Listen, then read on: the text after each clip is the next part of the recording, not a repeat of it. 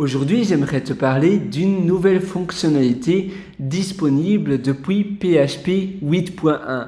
C'est la read-only pour les classes. Alors, peut-être que tu te souviens de read-only seulement pour les properties, donc pour les attributs de classe, où tu ne pouvais pas donner une nouvelle valeur aux attributs une fois que la valeur initiale était donnée. Donc, tu pouvais simplement assigner une valeur une seule fois aux attributs de ta classe et après si tu assignais une nouvelle valeur, eh bien PHP déclenche alors une erreur fatale. Et PHP 8.1 améliore la fonctionnalité de read-only pour les attributs, mais là tu peux complètement déclarer une classe entière read-only. Alors qu'est-ce que ça veut dire? Si la classe entière est seulement lecture seule, ça veut dire que tous les attributs par défaut de la classe, donc tous les attributs, les properties de la classe,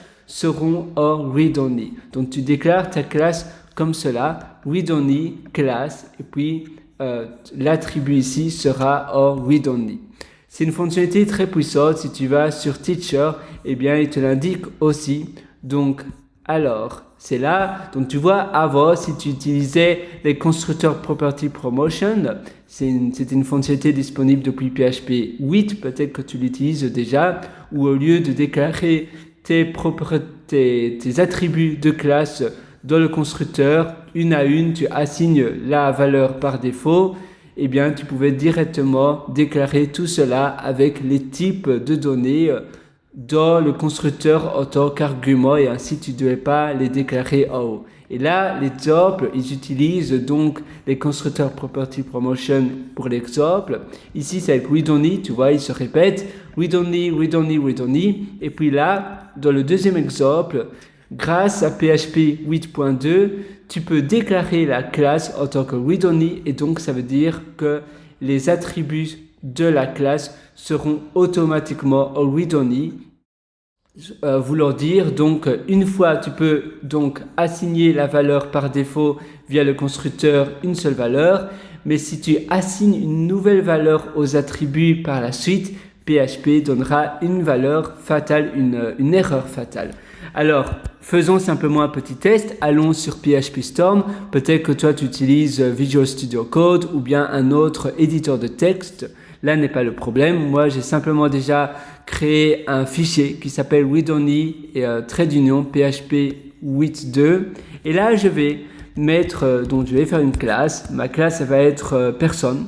Donc person en anglais. Et ma classe, il y aura un attribut. Je vais le faire un peu à l'ancienne. Donc, je vais mentionner mes attributs d'abord, tu vois, public, string, name. Donc, je ne vais pas utiliser la fonctionnalité de PHP 8. Je pense que c'est mieux pour l'exemple. Le constructeur Property Promotion, je vais simplement déclarer mes attributs d'abord. Donc, public, string, email, par exemple. Donc, voilà, c'est une classe personne. Et là, je vais avoir un constructeur. Et dans mon constructeur, alors, mon constructeur, il y aura nom, nom et email. Et dedans, je vais mettre les curly brackets. Et là, je vais simplement assigner la valeur par défaut. Donc, this, name. Et puis là, il y aura this, email. Parfait. Et puis, je vais avoir peut-être une nouvelle fonction. Et la nouvelle fonction, la nouvelle méthode, si tu préfères, va être public. Et ça sera greeting, donc ça veut dire salut, pour saluer quelque chose, quelqu'un.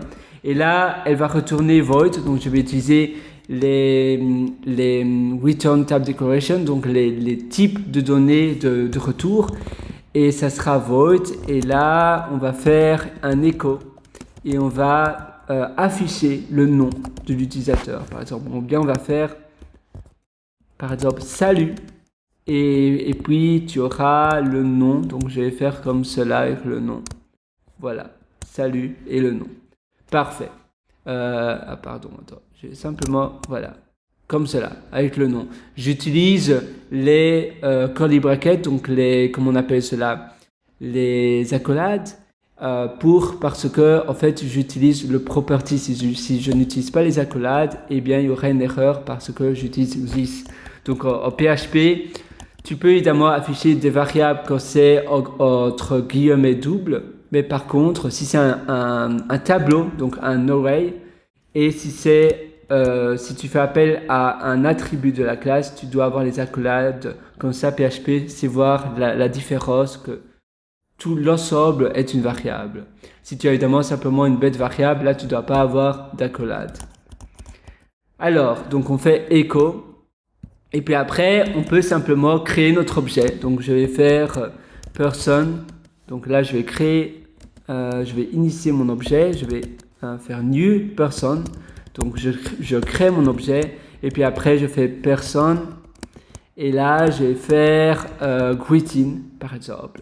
Et donc, ça va normalement s'afficher salut et mon nom. Donc mon nom, je vais mettre Pierre. Et là, le deuxième argument de mon constructeur, ça va être mon email. Ça peut simplement être hi@ph7.me, peu importe de l'email.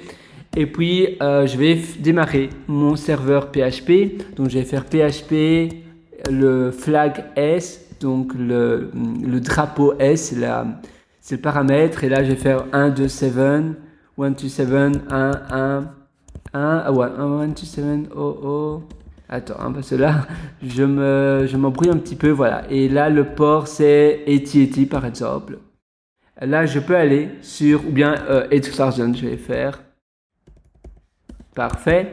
Et là, je peux aller sur mon exemple. Ah, j'ai une erreur. Name string.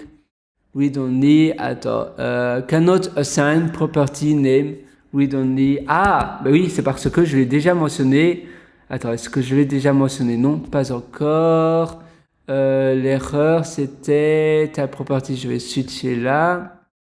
Là, oh, attends, pardon. C'est, voilà, non. Ça, c'est l'attribut. Voilà, maintenant, ça devrait person name string.